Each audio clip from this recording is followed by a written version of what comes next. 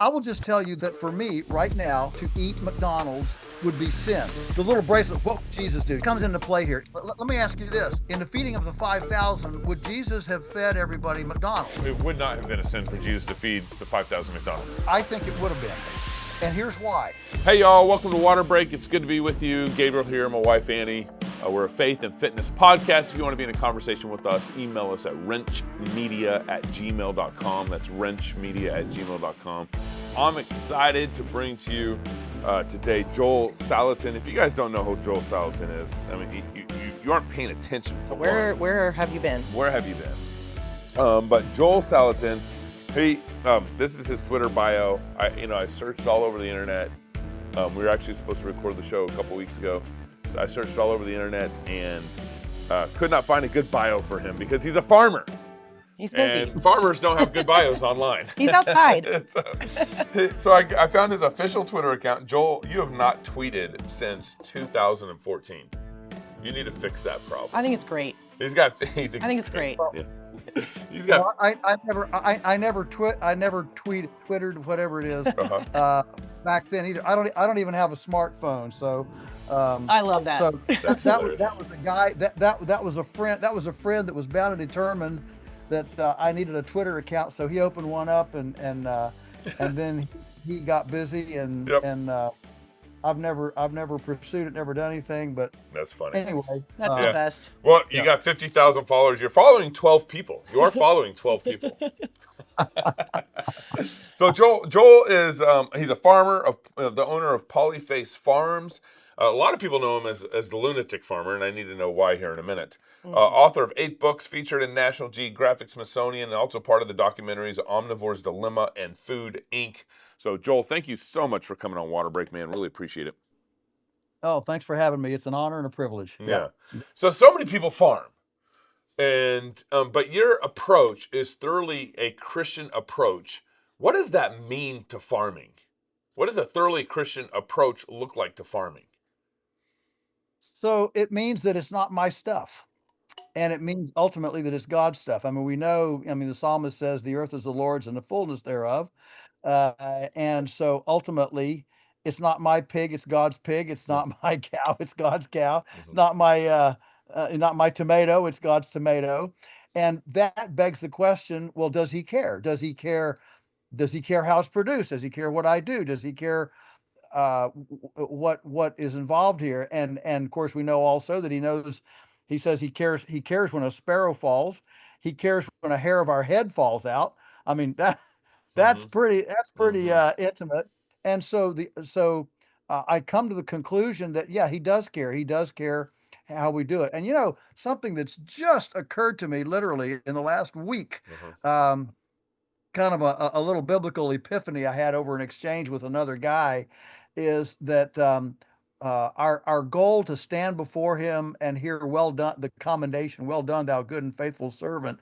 It doesn't say He doesn't say well believed, thou good and faithful servant. It's well done. And I'm not trying to discount believing. Okay, I'm not trying to discount that. I am saying that the commendation is well done. And so sometimes we get so fired up with our systematic theology and doctrine and all that stuff, we fail to link it to duty. We fail to link it to visceral participatory physical activity, Right. whether whatever that is, whatever vocation we're in. And so I feel very strongly that I'm doing God's stewardship work on his creation. Yeah. It's his, it's not mine. He's looking for a return on investment. He's looking for more water, more pollinators, more abundance, more soil, more health, more immune function. And that's part of my responsibility to figure out what his patterns are to make that happen. Yeah. And so, I mean, me and my wife, so my mom and dad came out of the hippie movement, became Christians in the Calvary Chapel Cove, baptisms and everything. But that hippiness affected my mom. And when we were, my brother was the only birth in the hospital. And then I was at home, my sisters were at home, that kind of thing. when I was birthed, my mom did not jab me with vaccines. So I had this kind of skepticism growing up about health and vaccines, that I don't know if most people had, but I'd say COVID really woke a lot of people up.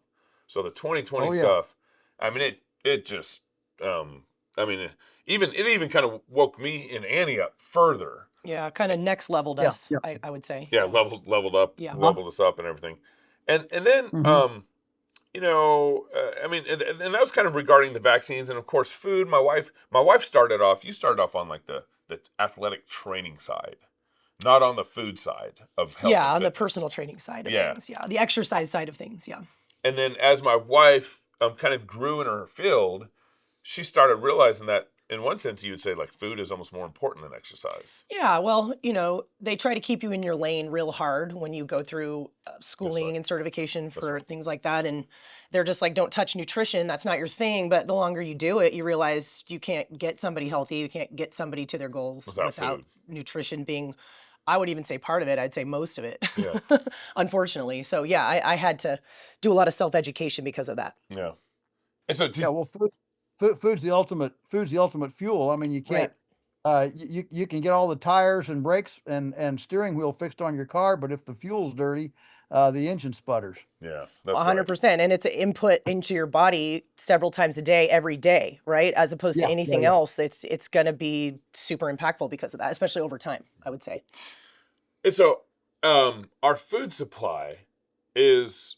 Some people say our food supply is basically killing us, or our I heard someone this last week say our food supply is poison. I would, um, I would differ with that. To me, that's an overstatement, but I'm very sympathetic towards it. Now, you have been involved in farming, and particularly the kind of farming that you do is animal farming. You aren't doing wheat, you aren't doing barley, you aren't doing any of that, are you? It's your focus is the animal side of farming. Yeah, we're in livestock. Mhm. Okay. Yeah. And so you've basically been doing this for how long, and what is your approach to farming? How's it making our food better, basically? So, well, that's a broad question, but I mean, I've been Yeah. involved all my life. My dad and mom bought this property in 1961, so I was just Yeah. 4 when we came. I grew up here, and Dad was an accountant. Mom was a school teacher. Annie, she was a health and phys ed teacher. Oh, cool. Cool. For girls phys ed before Title IX. Oh, gosh. First time- so we're going way back. She's now 101 and 8 months. So Wow. so here we are. That's amazing. We're in that, Teresa, my wife and I, Teresa, we're in that stage of life. She takes a lot of care. She's still ambulatory, but she's slipping. Yeah. But I mean, she was driving until 97. So Wow. yeah. So we're our joke in our house is COVID happened because we took Mom's keys away, and that was the cosmic reaction to getting Mom off the road. Anyway, so Mom and Dad bought this property in 1961. I was just 4. We grew up here. They never made a living on it, but the off-farm jobs paid the mortgage, and I'm coming up, I'm 10, 11, 12. I have my chickens, and I'm in 4-H, and I'm selling things. I have my garden. I'm selling stuff at a curb market in town, which was kind of a precursor to today's farmers markets. It was a leftover from the Depression era. Hmm. And I did that all through high school. And I'm how do I get back to the farm? How do I get here? How do I generate a salary on this small farm? And so this was mid '70s, Watergate, and I had a flair for writing, and so I said, oh, I know, I'll go become a Woodward and Bernstein, find my deep throat, and expose the next president, and do my bestseller. Then I can retire to the farm. That was kind of my initial, Yeah. thought of a trajectory. So be a And journalist. Be a journalist first was your yeah, goal. yeah. Yeah. Right. And I actually worked at the paper my junior and senior years in high school. So they knew me, they liked me. They said, as soon as you get out of college, we'll take you back. And suddenly then I had an option to, well, I can stay I can live at home and work in town and hopefully, make something happen. So anyway, got out of college, married Teresa and high school sweetheart. We fixed up an attic fixed up an apartment in the attic of the farmhouse, drove a $50 car, lived on $300 a month, and grew all of our own food. Had our own firewood. We lived in the attic. We called it our penthouse, and and I was able to save half of my salary because we lived so cheaply. Mm. And in 2.5 years, we were able to save enough that we could live on the farm for 1 year without without a salary, without any income. So I made the break September 24, 1982, came back to the farm, Okay. and it took 3 years for us to exhale. Oh, okay, Right. we're gonna Yeah. make the exhale part, Yeah. and so here's the approach. The approach was so for 20 years, 61 to 82. My growing up time, Dad was a genius. He was an experimenter, inventor, and Mm. and was asking again, how do we make a living on this small farm? We started looking at patterns, God's patterns, and what we started noticing was, well, animals move. They're not pinned up in feedlots and confinement houses and factory farms. They move. Well, if they move, they've got to be controlled. And so Dad invented an electric fence system so we could move animals around. Well, if you're going to move them around, they need shelter, portable shelter. So he designed and built maybe the world's first large portable shade mobile for cows. Uh-huh. We move it around, big enough for 100 cows, and we move it around. That became foundational for our fertility program. Again, he's an accountant. Let's stop all the leaks. Any manure and urine that falls on this place, let's leverage it. Let's not lose it in a creek. Let's not lose it under a tree. Yeah. Let's get it out in the field. And so portable infrastructure. We started building ponds, so we had water everywhere. We could pump water out. We didn't let the animals in the ponds, but we'd pump water out into tanks nearby Uh-huh. to water the animals. So animals are moving. We got portable water, portable shade, and then fertility. Well, how do we build soil? Well, we don't build soil with 10-10-10 chemical fertilizer. How is soil built in how did God design it? Well, through decomposition, Uh-huh. vegetation, sun energy. Everything is powered by the sun. I think that's such a marvelous thing. Everything in the earth is powered by the sun, sun. In our spiritual lives, everything is powered by the son. I Yeah. mean, the parallels are just so profound you can't even say them without Yeah. recognizing it. Yeah. And so the earth is powered by the sun that makes vegetation that decomposes either through the gut of an animal or through microbes in the soil or whatever, but that's how soil is built. So we began composting, large scale composting. Well, how do you make large scale composting without using equipment and petroleum? So one of the things that I added was pigs. So Uh-huh. we turn our compost with pigs. We put corn in the compost, the corn ferments, the pigs go after it, and they turn it like a big egg beater. And so we're using animals, and suddenly this means the animals are not just pork chops and bacon. They are co-laborers in a land healing ministry. Yeah. And so how does nature sanitize? How does God sanitize behind herbivores? Before ivermectin and grubicides and parasiticides, how do they stay wormed and in nature, wildebeest and the Serengeti and stuff? And well, you see birds follow herbivores.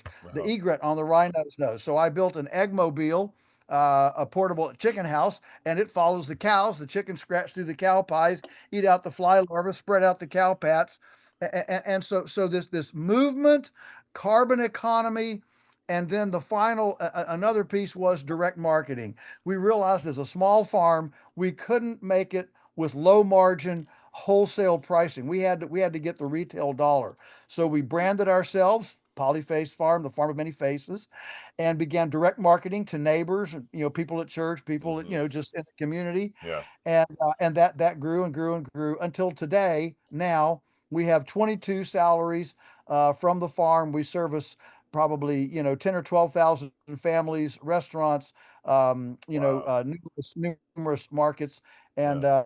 it's a I don't know how all this happened, but it did. That's really amazing. And here So we are. I mean, that's pretty cool. Yeah. Do you ship all over the US? Yes, we do. We Okay. began shipping. I was a Annie. I was a cultish local fooder.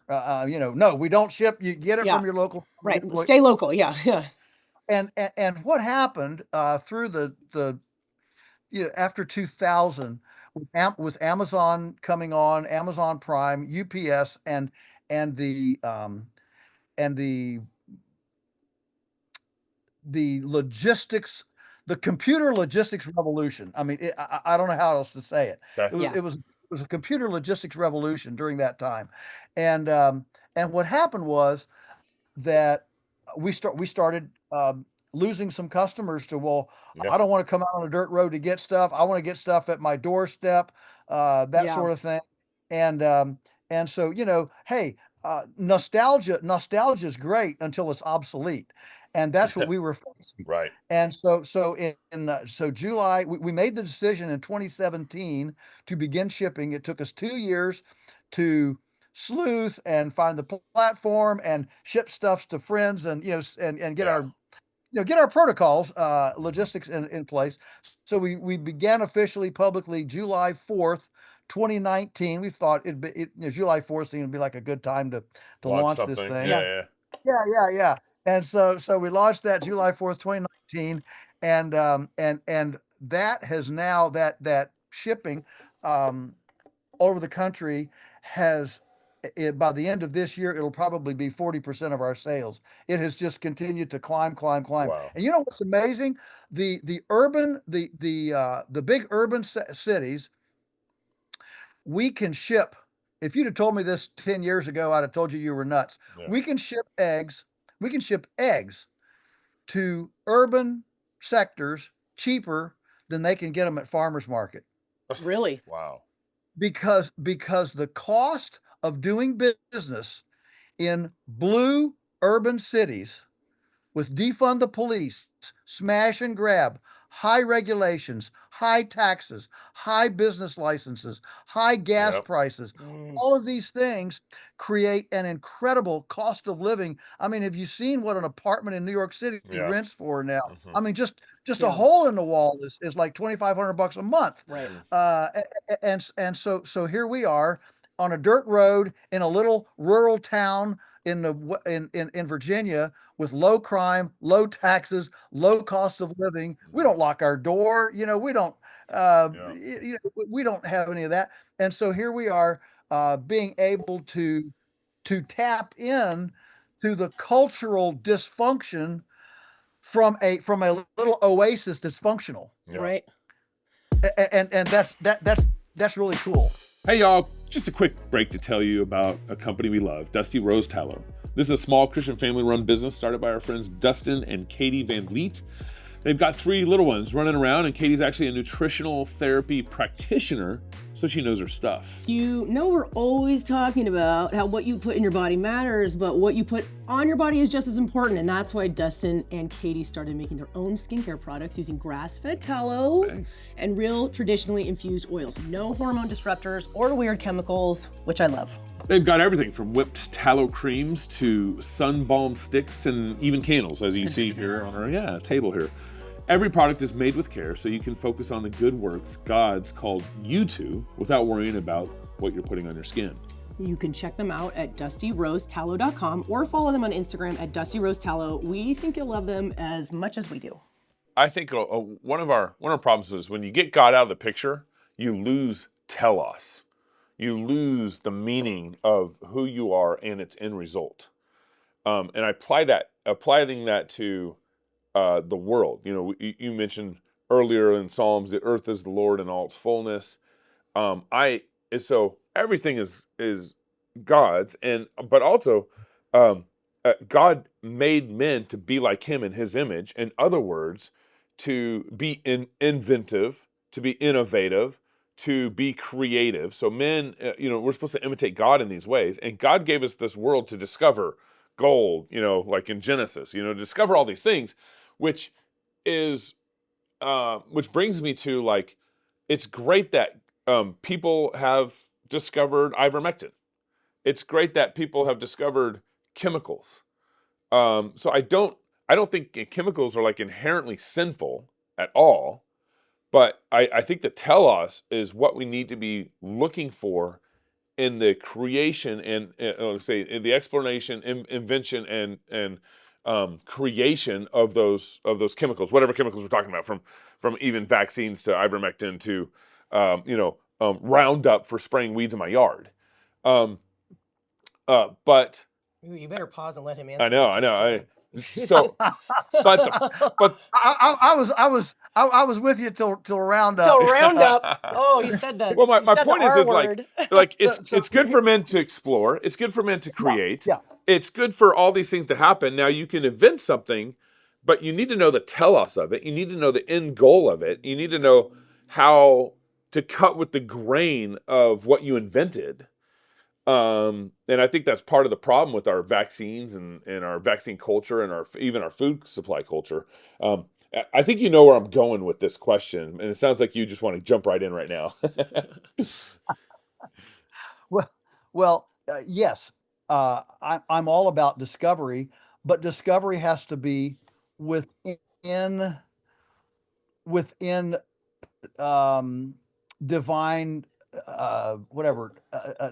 divine attributes, divine ideas.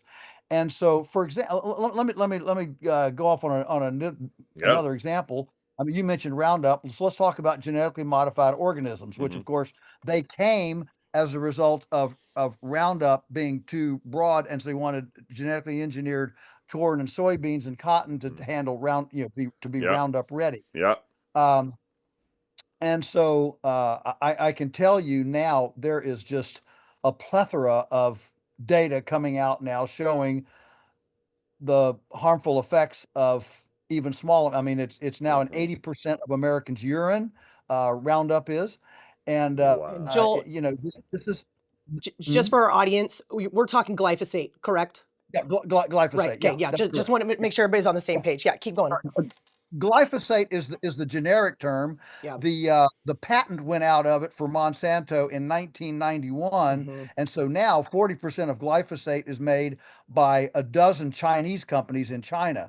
A lot of people don't realize they still associate glyphosate Roundup with Monsanto, Right. which was bought by Bayer, and that is true. But glyphosate is now a generic, like a generic pill. Right. All right, and so what I'm getting at is that that there are boundaries. I mean, for example, marriage is a good thing. Yeah. But marrying two women is not necessarily a good thing. Right. And in fact, in the Bible, we have a lot of problem when men had two wives. Yeah. There's a lot of issues, and so it's kind of like the movie Jurassic Park, where the scientist is so euphoric over his discovery of being able to clone these raptors, and he's got these dinosaurs, raptors he's brought back from eggs, and they're and they've gotten loose, and they're starting to eat cars and starting to destroy humanity. Yeah. But he has no qualms about the fact of his discovery. This is fantastic. Look what I did. Yeah. And the journalist, of course, who's the antagonist in the thing, he gets in the scientist's face and he says, "But sir, just because we can, should we?" Right.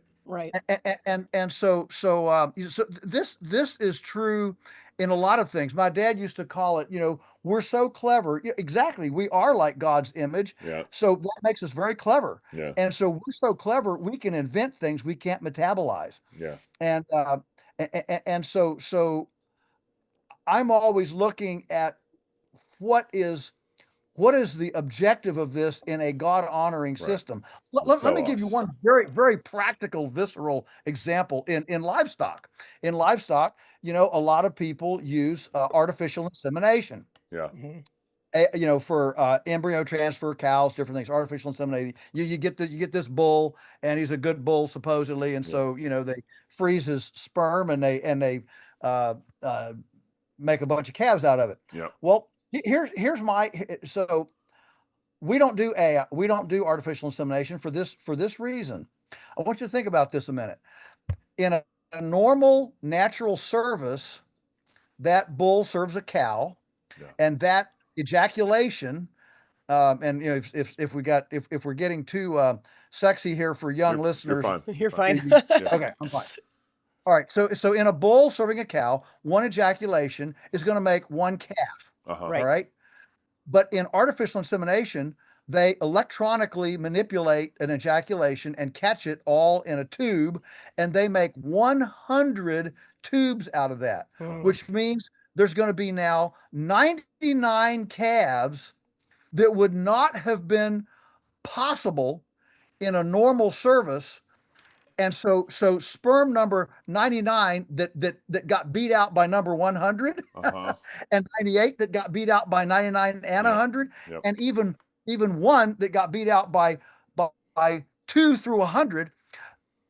All of those there's going to be new calves that are secondary, third, fourth, and even 99th percentile Yeah.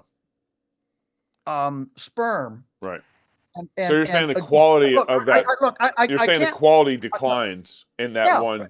exactly. Yeah. Look, Uh-huh. I can't recite you a Bible verse on this. Okay, I mean I can't Yeah. tell you. Yeah. But to me, as you start pushing those those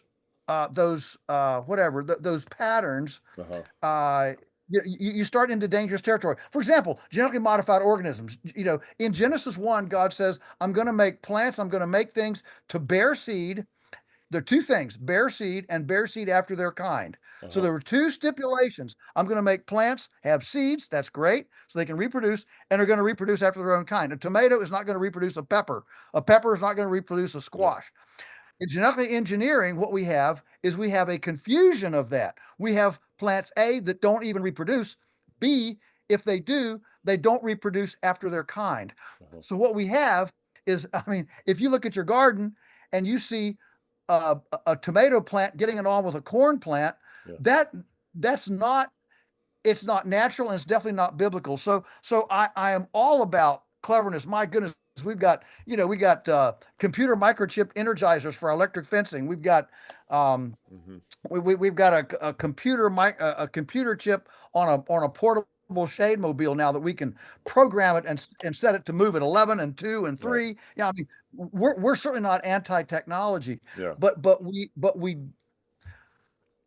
also don't just believe that anything humans are capable of doing should be done. The Yeah. Tower of Babel is a perfect Agreed. example. Yeah. Yeah. That's a really good point. So here's a follow-up question to that, Joel. I think at least in the circles I run in, especially most conservatives, their biggest argument for the way that we do big food right now, big cattle, all of it, is that, well, this is the cheapest way to mass produce and feed people, And right? feed the world. And feed the world. And feed Like the that's world, yeah. that's usually the biggest argument, and I think most people would concede, yeah, the nutritive value of it is going to come down a little bit, but it's worth it because look how much more we can produce. So what's your answer to that? Is your model scalable?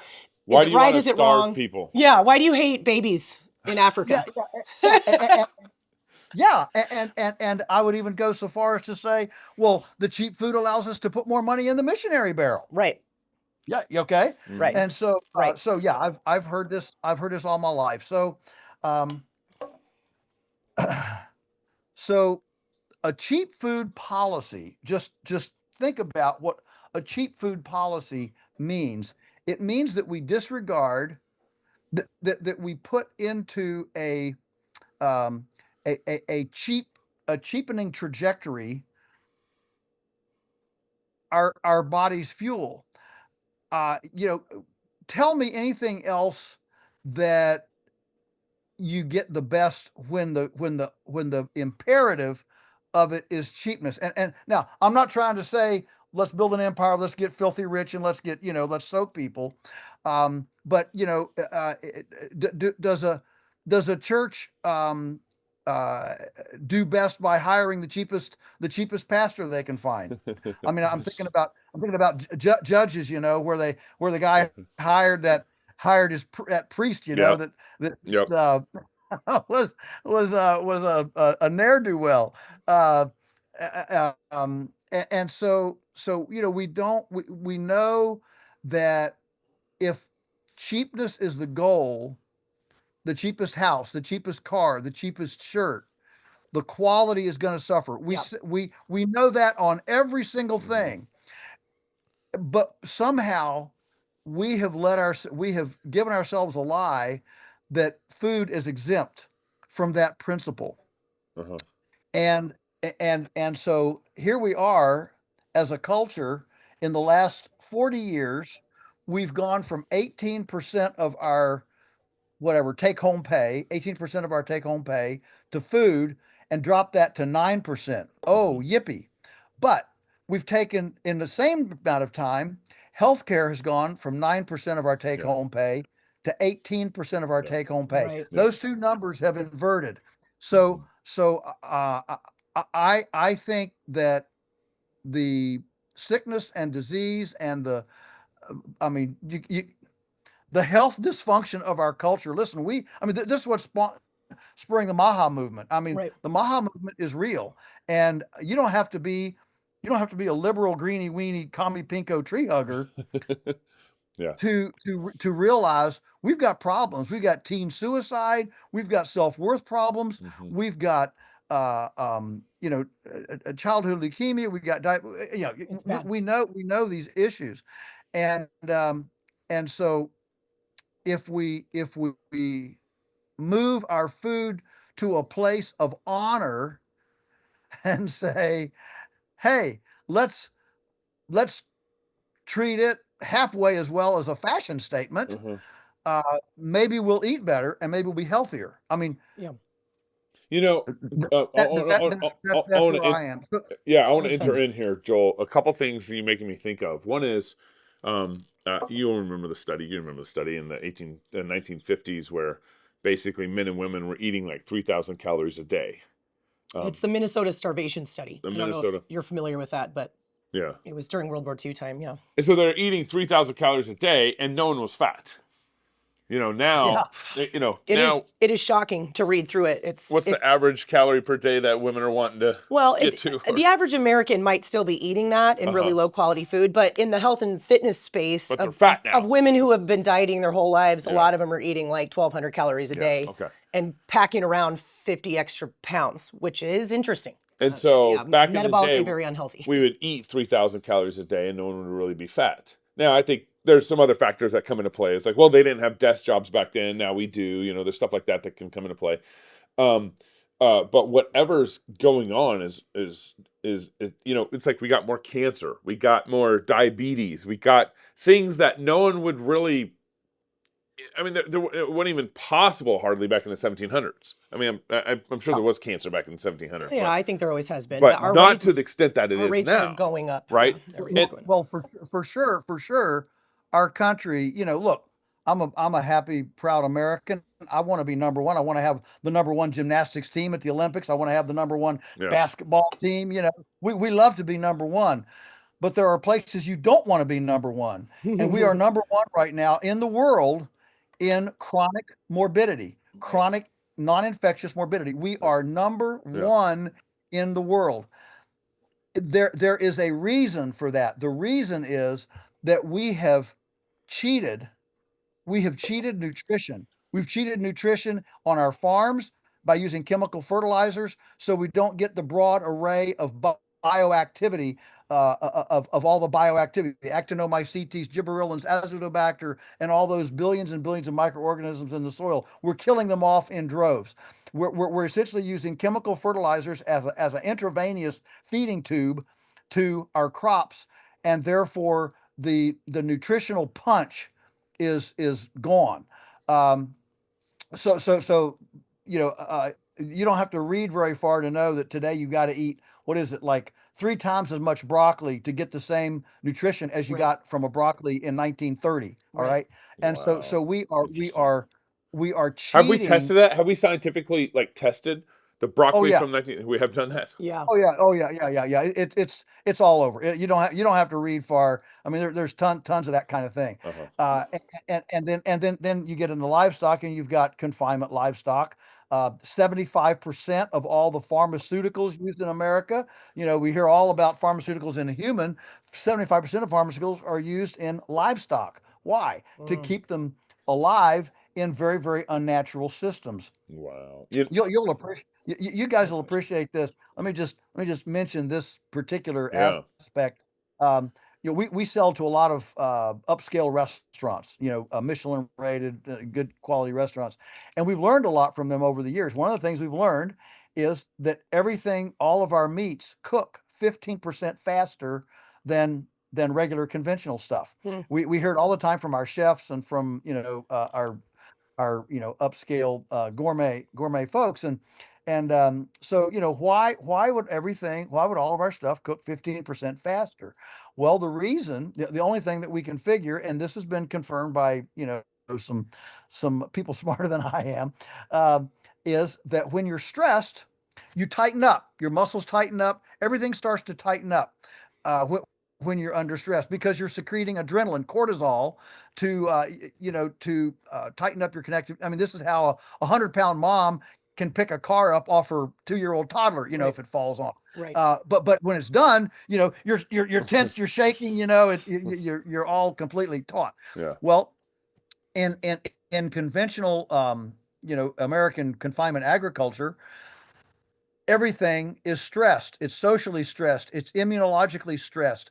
It's contextually stressed. I mean, chickens live all their lives breathing in fecal particulate in these big confinement houses, Tyson houses, that the fecal particulate comes in like sandpaper on their respiratory tract and make abrasions in their mucous membranes, so that the fecal particulate goes right into their bloodstream, and hence, even Chick-fil-A, they said, we're going to be antibiotic free. They said this 7 years ago. They had a 10-year plan. Well, last year they announced it's too hard. We're not going to do it. We're going to continue using antibiotics in our chicken, which then makes superbugs, MRSA, C. diff. These are fabricated superbugs from that. But I'm getting off the point. The point is that the meats are stressed, and so they come in tight. Our animals are never stressed. They're happy, they're comfortable, they're never stressed, and so they cook faster. So the question is, can we eat happiness? And if you're eating stress, are you eating cortisol? What does that do to you when you eat those extra hormonal secretions of abuse, dishonor, disrespect, and violence to the animals, and you put that on your plate? See, here's the thing. In the faith community, we sit in the pew, and we believe in the golden rule: do unto your neighbor like they would do unto you. We believe in sanctity of life, in those kind of things. But then when we go eat and we look through our plate, we're eating stuff that pollutes the water, stinks up the neighborhood. That's not very neighbor friendly. We're eating beings, whether they're plants or animals, who, for them, death, the sacrifice to feed us, is not sacred sacrifice of something, dying that we may live. I mean, that's another wonderful, spiritually profound thing, that something does have to die in order for us to live. But instead, that death is not sacred, it's sacrilege.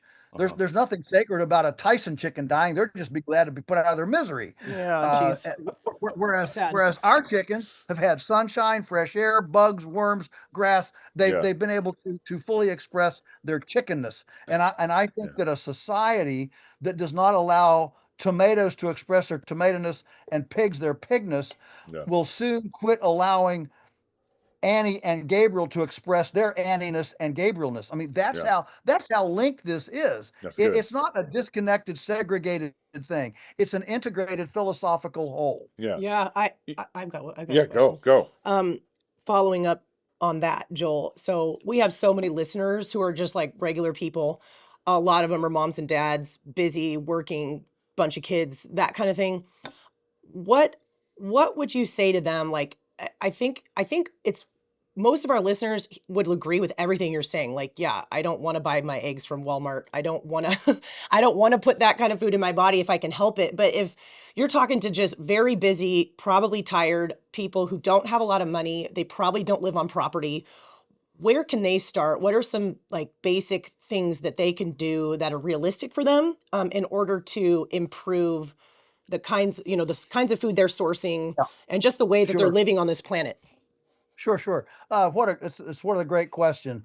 And it's absolutely the starting point. I Yeah, mean, because the most frustrating thing in the world is wanting things to be different, but A, not knowing what you can do to be different, right. or B, waiting around for everybody else to be different, finger pointing and blaming everybody else for, blaming everybody else for the situation, not really. So, number one, the first thing is you have to realize things can be different, but you're going to have to make a change.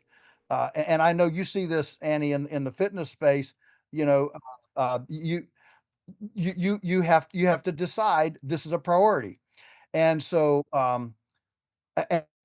so once you get your head wrapped around this is a priority, here is my three recipe ingredient list. Number one, do something yourself. This can be number one is get in your kitchen. Okay, number one is get in your kitchen.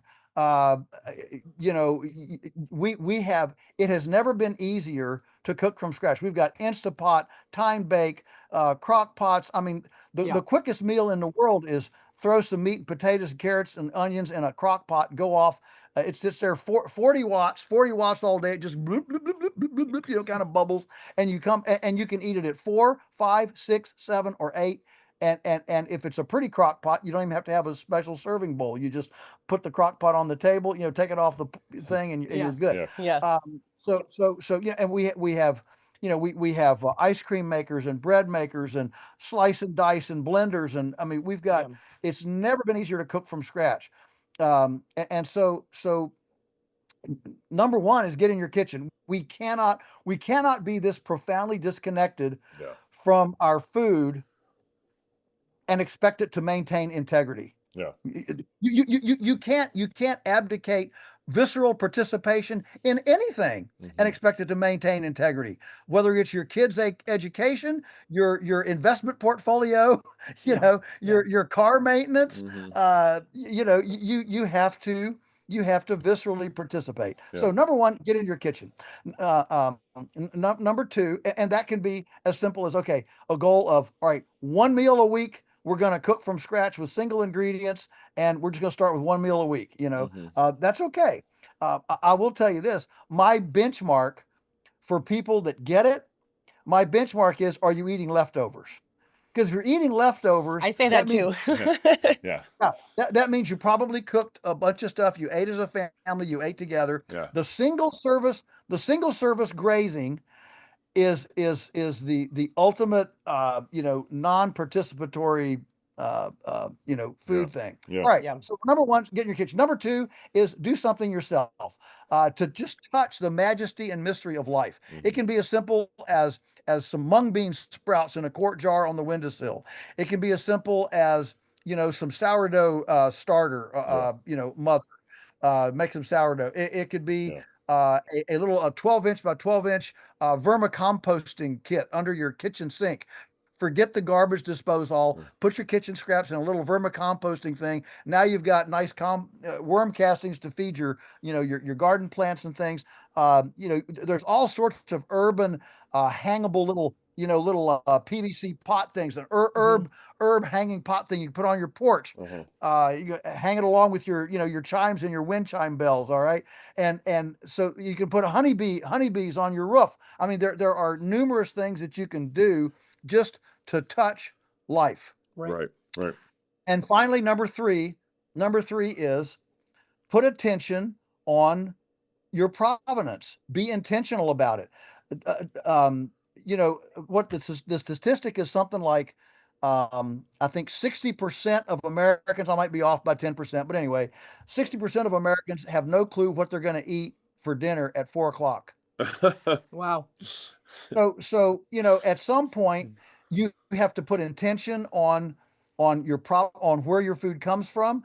Look at some websites, visit a farmer's market, turn off Netflix, for crying out loud. Unless it's your documentaries. Yeah, except for my document. Yeah. So you know, my challenge on this was a lady I met in Ontario. Actually, she was a high-powered corporate attorney living in a sixth-floor condominium, and she and her husband she had the baby. They had this they had and they're sitting there saying, "Oh boy, we're kind of responsible. What should we do?" And so the first thing they decided to do, very very unconventional for a high-powered attorney in Ontario, in Toronto, was I'm going to breastfeed. Yeah. That was a big deal. Yeah. Okay, because her friends didn't do that, and they said, "Well, what else can we do?" And so she and I shared, we shared a a, a conference at the University of Guelph several years ago, Okay.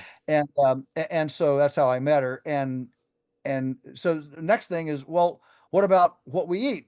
And so they decided that they would take all their entertainment money. They looked at their budget. What do we spend at the theater, movies, vacation stuff?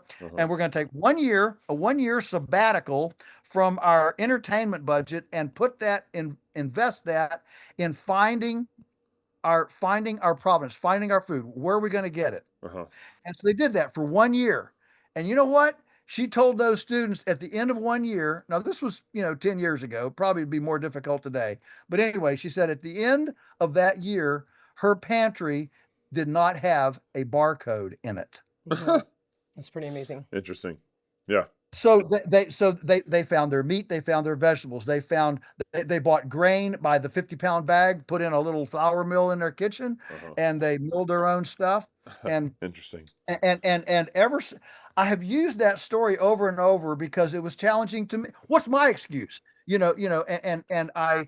I realized Dave Ramsey, Yeah. the economics guru, Yeah. he says I've learned that you tend to be successful at what you put attention on. Yeah. Yeah. And that is such a Yeah. basic, profound statement. Yeah. And I think it's true here. If what's more important to you is getting the kids off to the Nutcracker Suite and the soccer game and the Little League and running Hilter Skelter and here and there and every place, there's nothing evil about those things. Yeah. But if you are living at McDonald's in order to get your kids entertainment,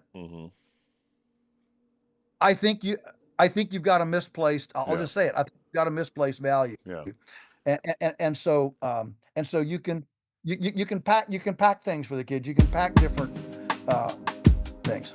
Hey, all. If you care about raising your kids to love Jesus and staying strong in today's world, join us at the Fight, Laugh, Feast Conference, October 16th through the 18th at Rocketown in Nashville.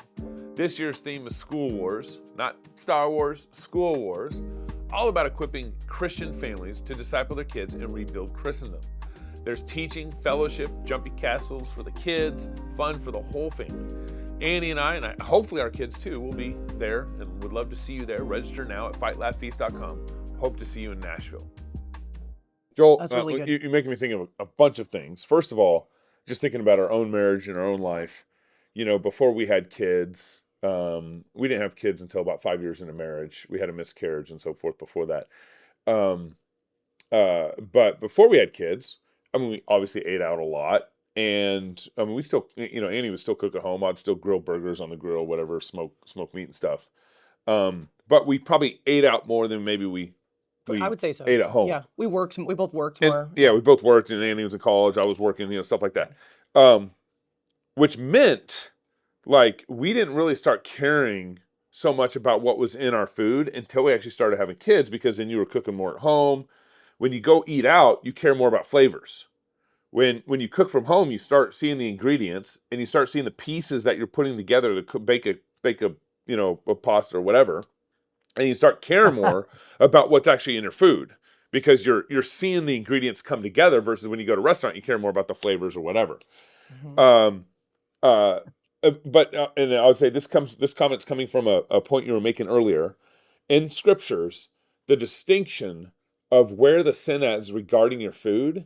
It's in the sin comes from how you treat your animals.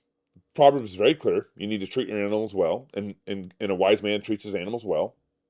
Yes. So the sin is in how you treat animals. But the sin is not in those who are eating the food unless it's gluttonous activity. So Paul in Romans and Paul in Corinthians, they're talking about, this food that was offered to idols. He said, hey, eat it with clear conscience. And don't even ask where it came from. Just eat it with clear conscience. So the sin is in the people that are offering that food to idols, or the sin is in, I think it's in Romans 14, is in, are you causing a brother to stumble if you're eating food? He says, I don't care if you're a vegetarian, I don't care if you're a meat eater. Just don't do it in such a way where you're being a jerk about it with your brother. So my point is here is I don't fault so much the people who are eating the food. Paul doesn't. Paul just says, eat, the earth is Lord in all its fullness, eat away. But I would put, let's say, the sin and the responsibility on the people who are producing the food and how they're producing it. Does that make sense, what I'm saying there, Joel? Yeah, well, it makes sense, but I would challenge you. I would challenge Please. you. One of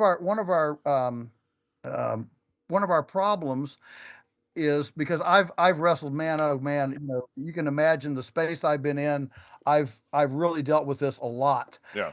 And have sought counsel on it, people that are smarter than me. Yeah. And so here's where I would challenge a little bit. Please. The problem is we didn't have Nestle's and red dye 29 in the Bible. So the little bracelet, what would Jesus do? The little WWJD. Yeah. That comes into play here.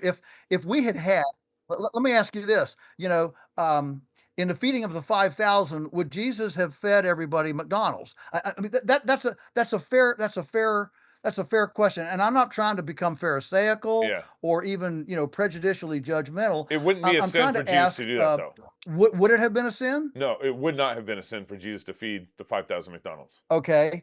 I think it would have been. And here's why. Because McDonald's represents the kings of the earth. And there is a very well, let me ask you this. Do you think it's okay for a Christian to invest in a human trafficking operation as an investment? Well, because human trafficking is a sin. Probably not. Human trafficking is a sin. Eating food is not. So I would totally buy meat to food that was offered to idols. Okay, all right. Offered. It's a good discussion because if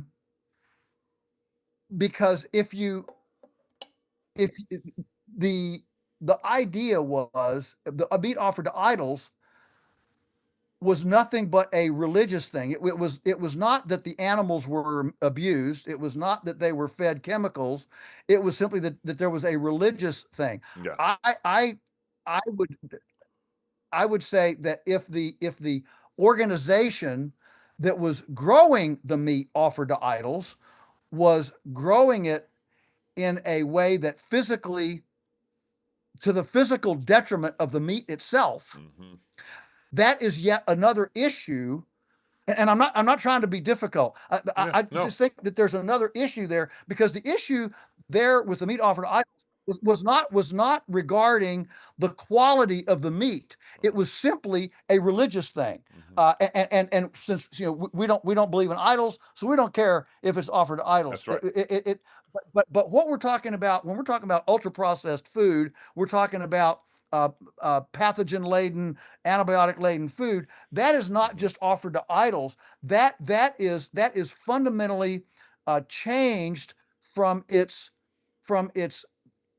God desired, patterned, ordered approach. Yeah. And it is a symbol of what the kings of the earth want to do to change the identity of humanity to a place of chaos rather than a place of order.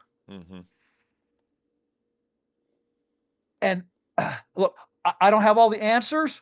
Yeah. But I'm quick to say that I think there's a lot of wiggle room in ignorance. Yeah. All right. Yeah.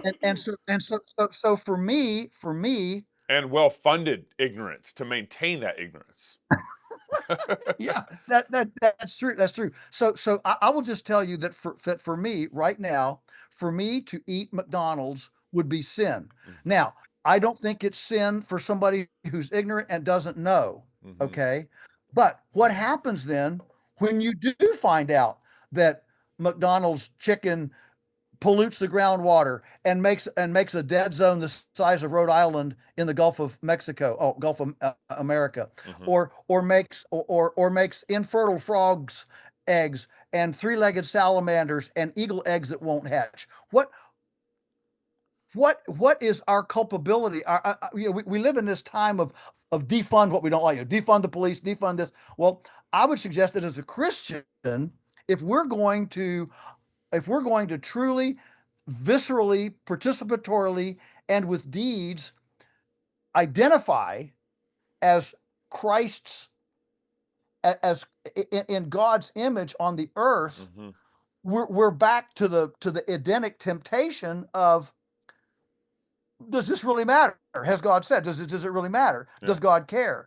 Yeah. And as soon as you start, I'll tell you this story. I had the privilege several years ago of spending an evening with the the vice presidents, three of them, of Chick-fil-A. Yeah. They have a reputation being, a Christian company and all that, and do a lot of good. All right. So I had dinner with them. They had a rising young manager that had become a bit of a follower of my stuff, Uh-huh. and she was challenging them. And so I was doing a conference in Atlanta. She said, if I could get them to meet with you, would you? I said, sure. So she did, and we got together. We met there in Atlanta at headquarters, at a restaurant. I'm sorry, not at their headquarters. Yeah. Their headquarters were in Atlanta, Yeah. so it made it very conducive. And they came together. They came to meet me pretty reluctantly. They were pretty dubious about this meal with Oh, here comes Joel. No. yeah, right. Okay. So, we have our, initial cordialities, and, you kind of small talks down. And about 20 minutes into it, I just looked at him and asked the question, does God care? And in that moment, does God care how you raise Yeah. chickens? Yeah. Yeah. That's all I was asking. Yeah. And in that moment, the whole conversation changed. Suddenly they leaned forward. Well, because the answer is obviously yes, of course he does. Yeah. He cares about everything Yeah. I do.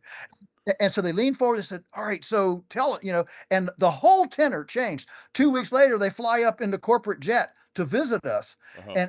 and see how to, how this could be done. Yeah. And so I gave them a roadmap. We had them to dinner. Teresa fixed some good chicken, and we had them to dinner, and we hit it off. Yeah. And they worked on this for a year.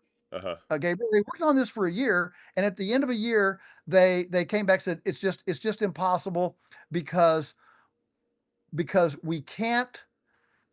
don't know what to call the other chicken. That's If we wow. Yeah. if we offer two kinds of chicken, Yeah. one is GMO free, vaccine free, pastured chicken, Mm-hmm. and the other is Tyson. Yeah. What do we call it?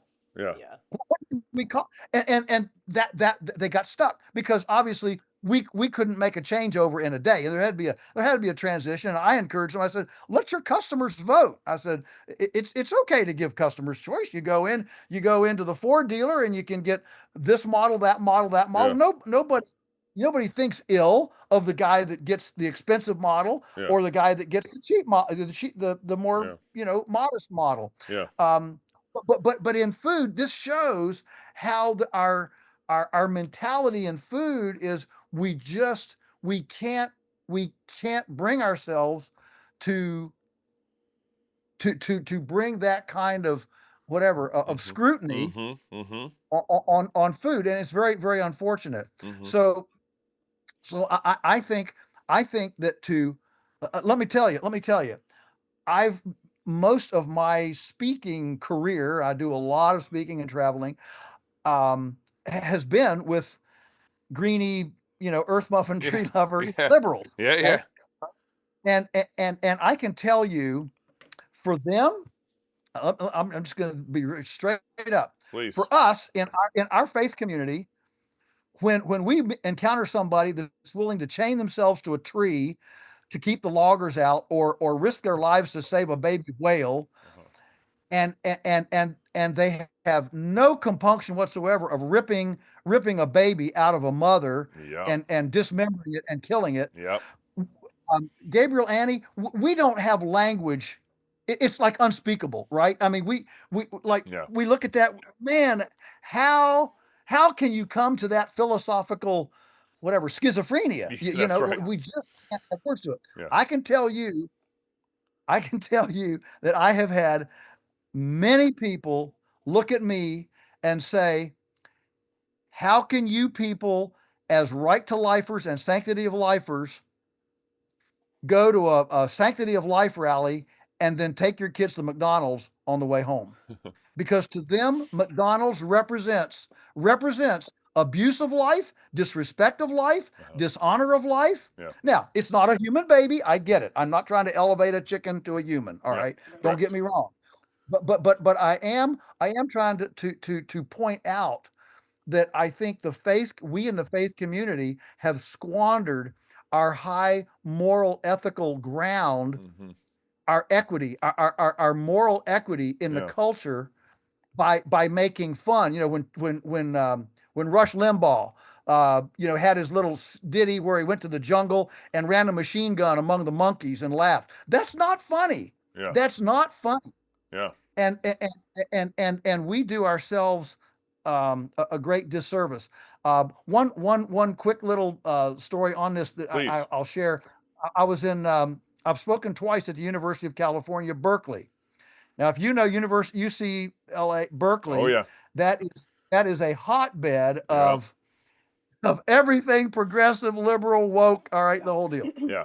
Well, during the Vietnam War, the students there, they, of course, they would have speakers in that were different facets of belief on the Vietnam War, and the students developed a hissing. So they would if a speaker said something they didn't like, they would hiss, and that, like a snake.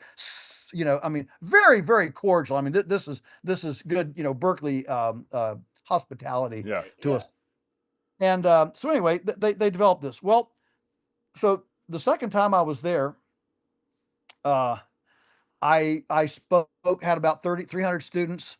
It was a graduate level class, and I did my slide program on our farm, and talked about creation, God, life. I mean, I didn't preach the gospel, but I was very outspoken about, creation, life, and those sorts of things. Very, very clear. Yeah. And when I got done, I got a standing ovation. All right. So the two professors who had me, we walked out of the, it was dark at night, and they knew I liked ice cream, so we would go to an ice cream parlor.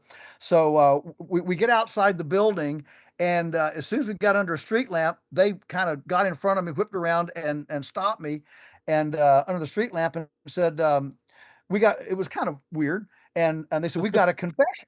Yeah. And oh boy, confession. Now, what are this is going to be different. And they said, we've been here, 20 years total. We have never, ever heard a guest lecturer use the word God reverently. Now, if you want to use it as a swear word, that's fine. It's fine. But Right. is that we have never heard a speaker invoke the word God reverently without being hissed until tonight. Wow. Until tonight. Wow. And for me, that was like an epiphany dam broke in my mind, and I realized, goodness grief, that means probably they were willing to forgive that because they saw somebody in the faith community wrestling with consistency. Yeah, now, that's right. I'm not consistent. None of us, right. Don't. I'm not trying to put myself on a pedestal. Yeah. But I'm saying it's a huge issue for Christians. It is a huge yeah, issue. look. in the average church, in the average conservative faith church in America, if you happen to go into the elders and say, "Hey, at the potluck next week, how about we don't use styrofoam, we use paper instead," or how about we just go to the Salvation Army down and buy a bunch of old plates and we'll wash them and we won't have any trash to take out. My goodness, the elder was going, "What? Are you some sort of greeny weeny earth muffin commie pinko, a liberal?" I mean, you can't even have that discussion. You can't even have that discussion because the conservative community has so arrogated to itself this notion that we're in the driver's seat and God's put us in charge and we can basically do and given us license through dominion to do whatever we want to with his stuff. Yeah. And that's the mentality. And what it's meant is that culturally we have hurt, I think we have hurt ourselves in our evangelistic equity with the greater world. We should be the one. Yeah. We should be the ones who own we're fearfully and wonderfully made. Yeah. We should be the ones who own, whatever, clean food and better food and gardens and those kinds of things. We should own that instead of not. So that was a bit of a rant. Sorry to go on so long. No, thank you, Joel. Do you have we have one more question? Time for one more question? Joel, do you have time for one more question?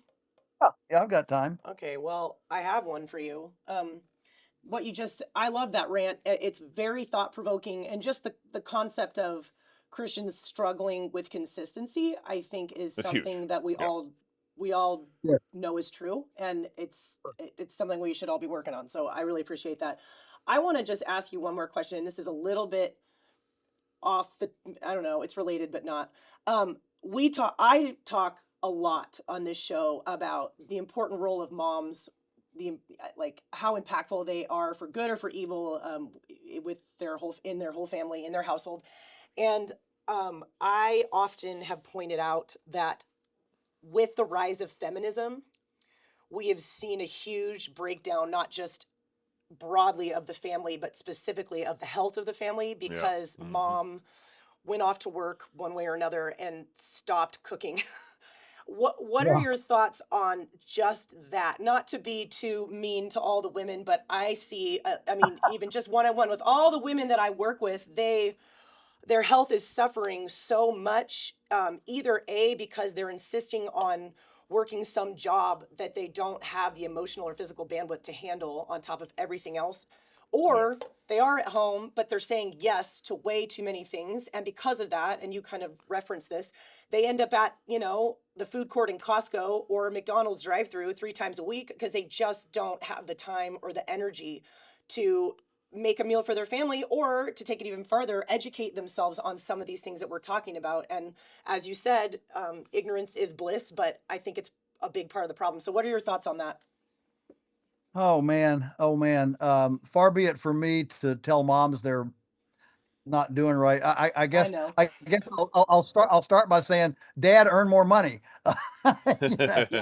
Yeah. But also I think that we in the faith community, we have allowed ourselves to be talked into to too much like the world. Whether that's busyness or, think about Job. What was Satan doing when he went to God about Job? He said, it says, Satan was busy walking to and fro upon the earth. Satan's busy, and he loves busyness, and he's walking to and fro. And I've heard the point that Satan loves us to be so busy that we don't have time to live with intention. So good. Yeah. And so I for all my career, I've gotten, people who actually do move to the country. They begin homesteading, and mom comes up to me and says, "So So how do I do the garden and have my kids in little league and ballet and all, how, and I just look at them and say, you don't, You can't. you can't do it You all. can't do it all. You can't do it all. Yeah. You can't do it all. And you know what? That is, I don't know if you've ever read the stuff by Brene Brown, um, about scarcity and enough. But she talks about we have an epidemic of not enough. We go to bed at night and we didn't get enough done, and we get up in the morning and we didn't get enough sleep, and everything is not enough, not enough, not enough. And if there's one thing that spiritually we need to get a handle on as believers is we are enough. Yeah. Christ is enough. Yeah. God is Amen. enough. I'm getting chill bumps even mentioning it Yeah. because I struggle with it. What we're all tempted to want more. I mean Eve in the garden wanted more. I want to be like God. I mean that was the temptation. It's not enough. Yeah. And so when you can come to an understanding that we have enough and we don't need more. We don't need more Yeah. bright shiny objects. We don't need more running around. Just be home centric. I mean, as a culture, you don't have to travel much in the world. I travel a lot in the world, and it's amazing how in other places, other cultures, especially non-rich cultures, life revolves around the home, around the table. It's very home centric. Yeah. But in our Western rich cultures, especially America, Yeah. it seems like we view food and home as just a pit stop. Yep. That life That's really right. happens out there. That's right. Life really happens out there. It doesn't happen here. And so this is just a pit stop for everything that happens. And That's as so a good. result, we don't just sit satisfied and appreciative of home centricity because we're other centricity. Our minds, our everything, and even in the home now we've got screens. We're not even focused on each other at home. We're looking at the at the screen and all our humor. We don't self-entertain. We don't. I mean, look at Laura Ingalls Wilder and how they self-entertain. Somebody played an instrument. Somebody read a poem. Somebody. I mean, they self-entertain. We don't do any of that anymore. And it's like if you ever, I just read it for the first time. I'd never read it before. Aldous Huxley's Brave New World. It came out in 1939, and the one theme from that book is the entire society is dedicated to busyness. Yes. They don't want anybody to sit down and think. They want no boredom, no nothing. You've either got to be working or you're being entertained or something. But you never are bored. You never have think time. Right. And I think that this is a real challenge in our frenzied, frenetic, harried culture of never having time to slow down and just smell the roses. Yeah. Yeah. And I think that we in the faith community have allowed ourselves to want that same level of more celebrity, entertainment, gadgetry stuff. And we're supposed to be very different. It's the narrow way. It's not the broad way. It's the narrow way. Yeah. And we are to be distinctive. And so anyway, it's a bit of a ramble. Very good. Amazing. My heart goes out to everyone. And I would just say, look at your schedule, drop some things. Yeah.